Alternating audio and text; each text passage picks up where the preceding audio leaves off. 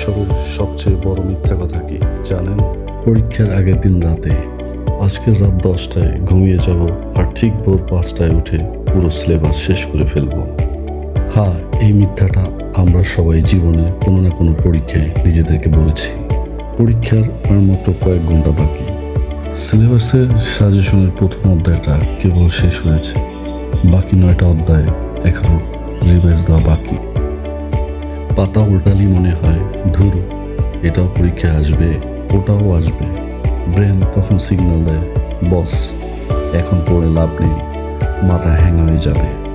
তখনই আমাদের মাথায় আসে দুনিয়ার সবচেয়ে আইডিয়াল মাস্টার প্ল্যান। আমরা একটা জটিল হিসাব করি, এখন রাত 12টা, যদি এখন ঘুমিয়ে পড়ি তবে টানা 5 ঘন্টা ফ্রেশ ঘুম হবে। সকাল 5টায় উঠবো, চা খাবো আর একদম রকেটের গতিতে বাকি 9টা চ্যাপ্টার মাথায় ঢুকিয়ে নিই।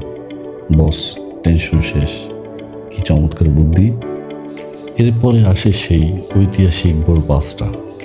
ঘড়ির অ্যালার্মটা বেজে ওঠে, কিন্তু বিছানা ও কম্বল আর আরামদায়ক বালিশ তখন ফিস ফিস করে কানে কানে বলে, আর একটু ঘুমাও না, 5টা 5-এ উঠলেও হবে।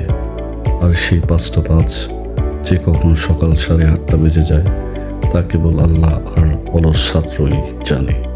তারপরে আর কি, পরীক্ষার হলে গিয়ে বন্ধুদেরকে বলা, দোস্ত রাতে কিছু করতে পারিনি, একটু দেখাস।